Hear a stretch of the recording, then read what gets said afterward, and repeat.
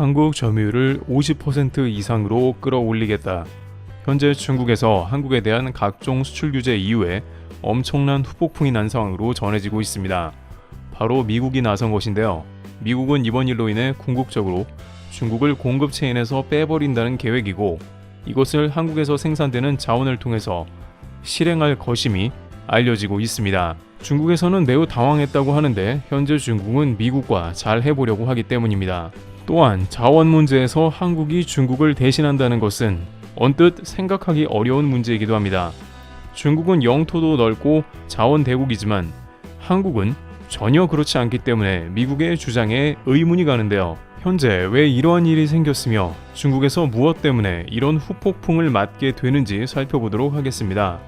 일단 미국에서는 전세계 80%가량 중국이 장악한 텅스텐 공급망에서 탈중국을 모색하고 있는 상황인데, 바로 그 가운데 한국이 거론되고 있는 상황이고 중국은 완전한 역풍을 맞게 되었다고 합니다.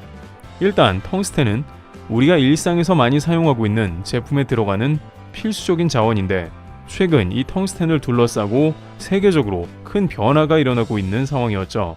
특히 중국이 텅스텐 공급망의 80% 이상을 장악하고 있는 상황에서 미국과 서방 국가들이 탈중국을 모색하며 한국이 주목받고 있고, 결국 이것은 중국의 점유율을 미국이 강제로 날리겠다는 뜻이기도 한데요.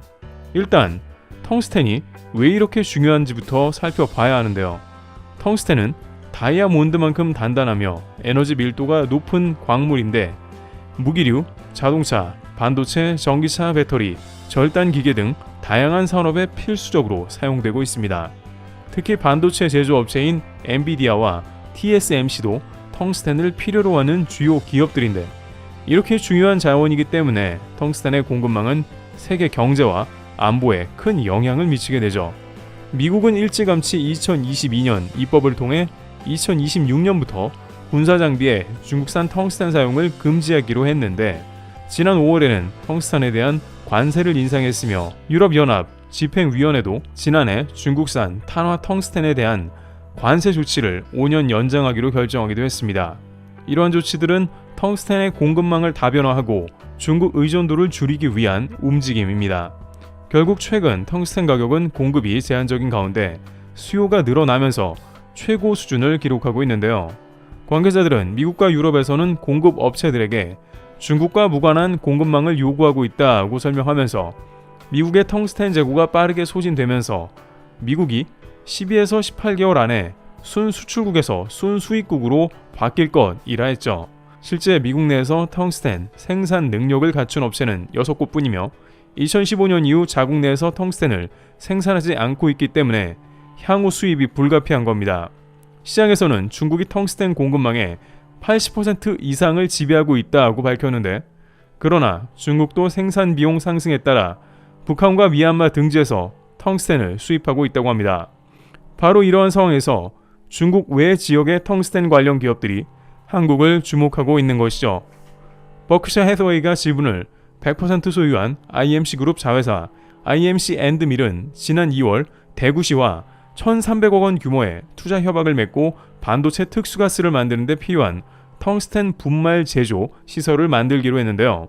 또한 캐나다의 알몬티는 최소 7,500만 달러를 투자해 1990년대 문을 닫았던 강원도 영월군 상동읍의 텅스텐 광산을 개발 중입니다.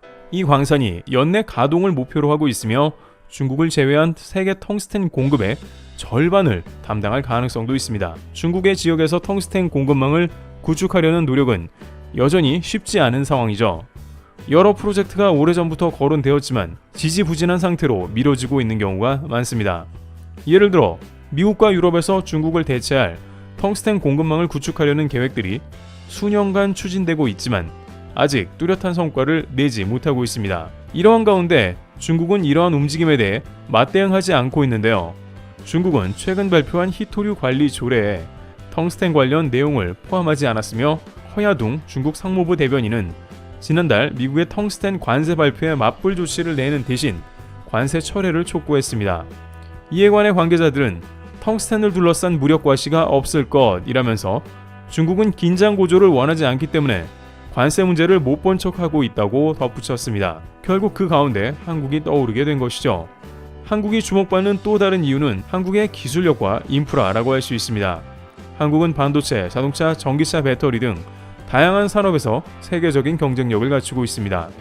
이러한 산업들은 모두 텅스텐을 필수적으로 필요로 하며 한국은 텅스텐을 안정적으로 공급받기 위한 다양한 노력을 기울이고 있는 상황이기도 합니다. 또한 한국 정부는 텅스텐을 비롯한 희소 자원의 확보를 위해 다양한 정책을 추진하고 있습니다.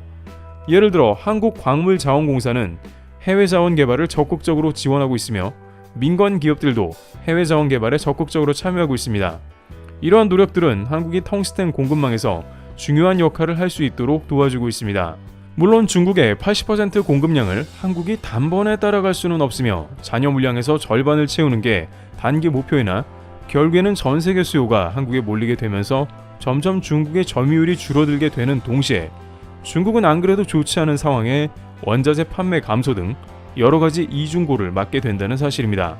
하지만 이러한 상황에 대해서 중국 정부는 매우 난감해하며 당황하고 있다는 사실이 전해지고 있는 모습인데요. 앞서 논의되었듯이 중국은 텅스텐 관세를 맞아도 적극적으로 대응을 못하고 있는 모습인데 이는 중국이 다른 국가들과 잘해보려 하기 때문이며 중국 경제를 어떻게든 살려보고자 하는 의도입니다. 특히 이번 새롭게 열리는 전인대에서는 시진핑의 대외 정책을 유소 불위에서 도광양회로 전환하려 하는데 중국의 힘을 숨기며 실리를 챙기자는 등소평의 뜻을 그대로 따르고자 하는 것입니다. 전문가들은 중국의 상황이 매우 심상치 않으며 특히나 한국 등의 도움이 필요하다고 전하고 있는데 최근 들어 한국에 홍콩이나 마카오 여행 프로모션, 중국 단체 관광객 모집을 하는 것이 바로 그것입니다. 이런 것은 중국의 경기가 살아나지 않기에 해외의 손길을 빌리려고 하는 것입니다. 중국 내 경기가 크게 침체한 것은 특히 부동산 침체로 이러한 상황은 더 악화되고 있다는데요. 게다가 중국의 지방은 훨씬 상태가 좋지 않으며 한국을 더욱더 바라고 있는 상황인데요. 중국 지방정부에서는 한국의 기업을 모시려고 안간힘을 쓰고 있다고 하는데요.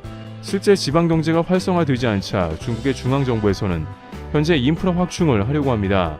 하지만 이번에는 중국의 중앙정부가 직접 나서서 지방의 인프라에 돈을 쏟아붓겠다는 겁니다. 이래야 일자리가 생겨나고 경제가 활성화되며 중국인들의 불만이 수그러든다는 뜻이기도 하죠. 중앙정부에서 이렇게 지방정부가 아니라 자신들이 직접 나선 데는 이유가 있다는데요. 사실 중국의 경제는 외국인 투자에 의해서 상당히 많은 부분이 지지되어 왔습니다만 이제 많은 해외 기업들이 투자를 접고 해외로 빠져나가버리면서 큰 문제가 생겨버린 겁니다. 이들 해외 기업들은 더 이상 중국에서 사업하기가 너무 위험하고 어려움을 깨달은 상황입니다. 그러다 보니 이런 국면에서 중국에서는 한국의 기업이 입점해 주길 간절히 바라고 있는 겁니다. 이러한 흐름은 최근 중국이 한국과 관계를 회복하자면서 손을 내밀고 있기 때문인데요. 실제 중국 정부는 미중 관계에서 밀려나가자 지리적으로 가장 가깝고 경제적으로 밀접한 한국이 미국 편만을 들어서는 안 된다며 한국에 적극적인 외교 회담을 주선하는 등 분주한 모습입니다. 그러다 보니 한국의 단체 관광을 6년 5개월 만에 오픈하는 등 한한령을 거둬들이는 분위기입니다. 그런데 그러면서도 미중 간 갈등으로 한국에 대한 압박은 여전히 하고 있는 모습인데요. 최근 중국 정부는 한중은 최고의 관계라며 중국의 반도체를 팔아야 함을 강조했습니다. 하지만 무엇보다 중국에서 주변국인 한국, 미국에 이러한 유화 제스처를 보내는 것은 분명한 이유로 최근 중국의 내수가 침체되어 있기 때문에 한국에 여행을 떠나서라도 경기를 살려보려는 겁니다. 사실 한한령을 푼다는 것보다는 중국 경제를 살리기 위해서 하는 행동이라고 해석되는데요. 그러나 한국에서는 더 이상 중국의 기업을 입점시켜서는 안 된다고 주장하고 있는데요. 이미 삼성전자의 경우 반도체 기술을 스파이 직원을 통해서 일정 부분 유출이 되고 있으며 중국에서 삼성전자 일부 반도체 공정을 통째로 복사해서 똑같이 공장을 짓는 시도를 하고 있습니다. 그러한 중국을 어떻게 신뢰해 한국 기업이 이 상황에 입점하겠냐는 것이며 현재의 외자 투자가 빠져나간 것은 순전히 중국이 재발등을 찍은 꼴입니다. 그러다 보니 이제 한국은 물론 해외의 많은 기업들이 점차 등을 돌리고 있으며 중국 곳곳에 재정이 악화되고 경제가 무너지는 악순환이 반복되고 있는 겁니다. 결국 중국에서는 한국인들 보고 제발 중국에 와달라며 읍소하는 모양새이죠. 실제 중국인들조차 경제 어려움으로 여행할 여력이 훨씬 떨어진 것으로 파악되는데요. 중국 내 여행 수요도 크게 감소했으며 하이난 면세지구에는 사람이 없어진 겁니다. 결국 동북아시아에서 한국의 가장 큰 손 중 하나이므로 한국인의 여행에 프로모션을 걸고 있다고 합니다. 하지만 과연 중국에서 이러한 맥락을 이겨내고 경제를 회복시킬 수 있을지 의문이라고 합니다. 이와 같이 중국은 이제 자원 분야마저 한국을 통해 위협당하는 등 여러 가지 고충으로 좌절하는 국면입니다. 트래블TV였습니다. 감사합니다.